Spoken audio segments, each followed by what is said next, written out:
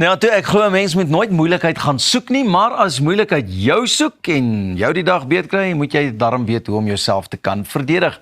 Gesels nou met Terence Purves, hoofinstrukteur of een van die vele instrukteurs by Elite Defence Academy oor 'n paar wenke. Terence, welcome. Good morning. Good morning. Thank you very much for having me. So exactly who is Elite Defence Academy and how long have you been?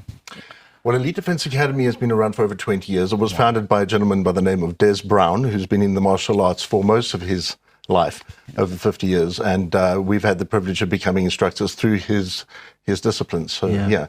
And It's been going strong for the past 20 years. 100%. So we're actually international. We're in sub-Saharan Africa as well as the UK and Australia. Wow. So, yeah. So why do you think is it important for, normal people like us to just have a little bit of self-defense background and know how to help yourself in a dangerous situation? It's a very good question. I think what is important is to understand that we have to be our own first responders. Now, we have professionals that are out there that can help us, but often it takes them time to get to us. So being able to know something, to be able to get out of danger, avoid it, evade it, or to stop it is very important. And sometimes you're the only person there. So it becomes important to learn something so that you can do that. So what's the basic techniques that you like to teach people or tell them about? The very first technique is never ever prioritize your goods over your life. So if you can give something away, if somebody wants to do so, if you can run away and do so, that's the first lesson we teach everybody.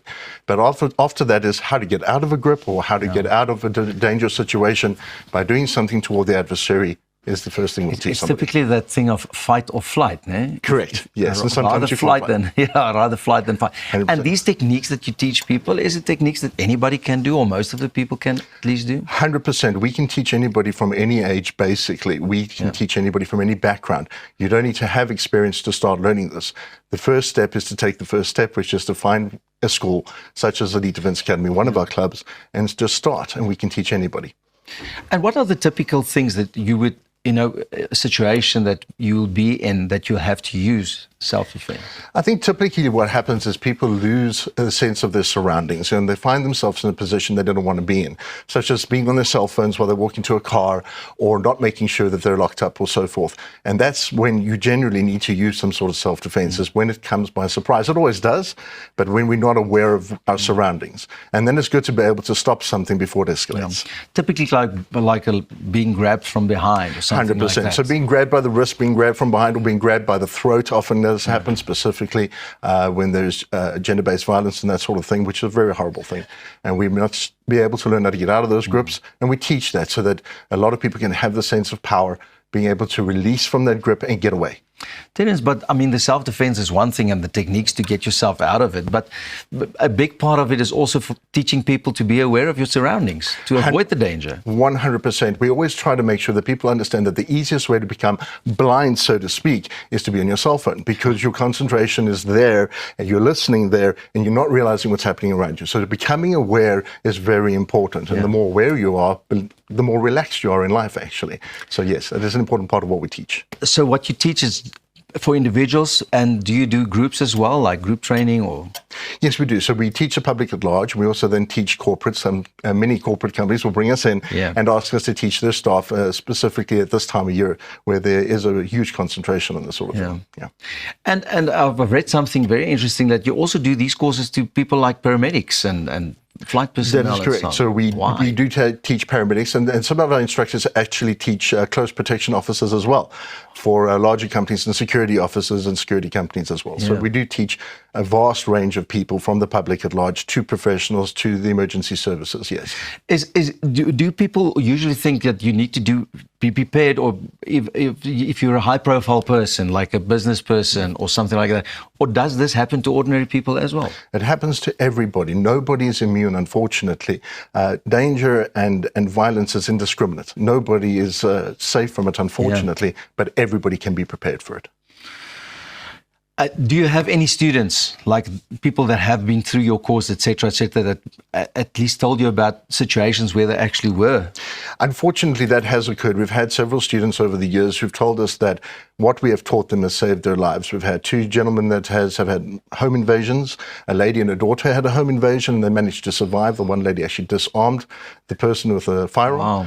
And we have had gentlemen who have been attacked on the streets, and we've had people who have had attempted muggings, and all of them have been able to get out of the danger and run away, which is the number one lesson. So doing a course like this also will give you a lot of more confidence to help yourself think clearly and then go to the next step. Absolutely correct. We have many people, unfortunately, come to us who have had previous trauma, and when they leave, they feel more empowered. They say, they've been living in fear for quite some time because of the trauma, but now they're able to live life a little more confidently, and that's what we aim for. Terence, I think we should definitely be part of one of your next courses, but Elsa is on the outside en sy staan nou gereed om 'n bietjie die teorie waaroor ons te gesels het op die proef te stel. So Elsa, ek hoop jy's reg om vir ons net te kan wys na dese hoe om jouself te verdedig.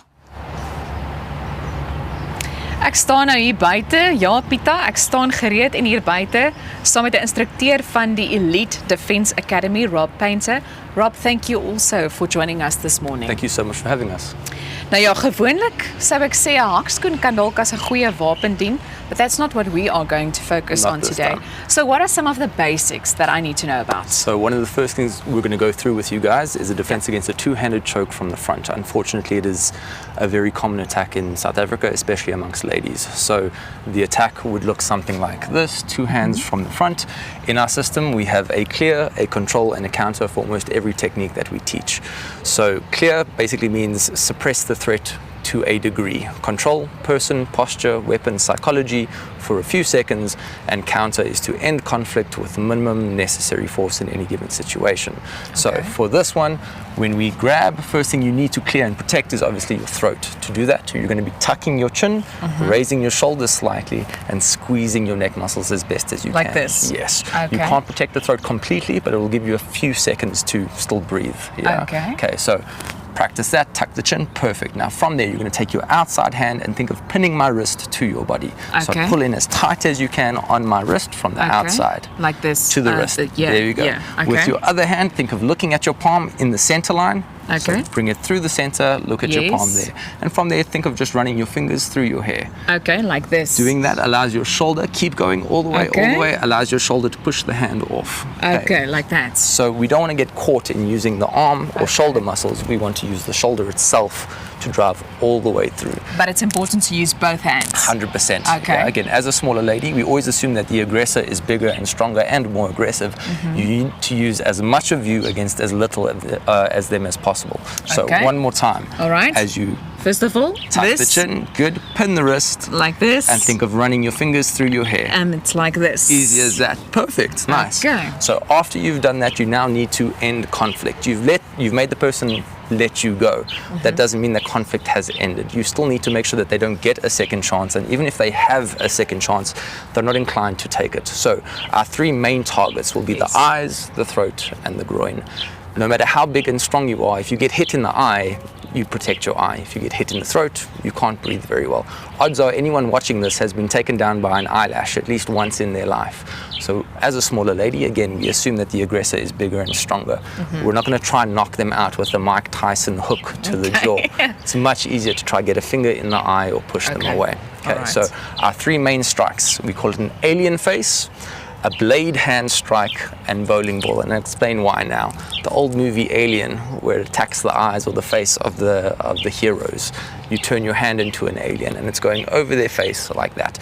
We don't do the conventional two fingers in the eyes. It's easy to see coming and it's easy to miss. So we think of reaching for the cheeks and pushing up into the eyes, but that would be a strike for the face. Your second one is for the throat, and it's a straight up karate chop into the neck. We also have a coffee mug strike, where you think of holding a nice big coffee mug and using that to strike in on the trachea. The trachea has the consistency of about 3 polystyrene picnic cups. If you hit with enough force, you can cause serious damage to someone. So alien face is for the eyes. Blade hand strike is for the throat. And think of throwing a bowling ball down an alley. Ladies are inclined to want to use your fist. It's more effective to use an open palm. If you punch someone, they will get aggravated and they will get back up. Using an open palm, like you're throwing a bowling ball, will stop an assailant fairly quickly. So we're going to go through the same technique again, but as soon as you get your hand free, I want you to bring your thumb to your shoulder and think of throwing a strike straight for my face.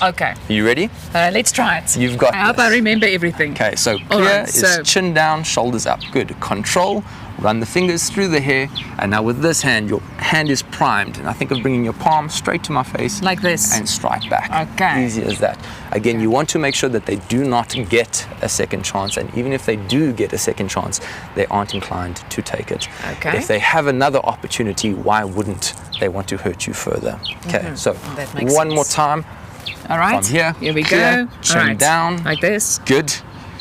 Bring the hand through and strike. Like that. Easy as that. Okay. Like I say, it's easy to resist a punch. If you're used to being attacked and hit and hurt, it's not going to get you very far. No one is used to getting hit in the eye or the throat or the trachea. So now we're going to quickly run through all 3 strikes. Okay. So just for demonstration, I'm going to be standing here with my hand out. This is going to represent my face.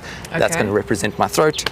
And my thigh is going to represent my groin. Yeah. Okay. So you're going to be going right, left, right. Okay. So think of a very aggressive high five for the Okay, first like one. this? Perfect. All right. Your left hand is going to come and strike Like where the this. throat would be, and at the Yeah. same time, draw this hand back.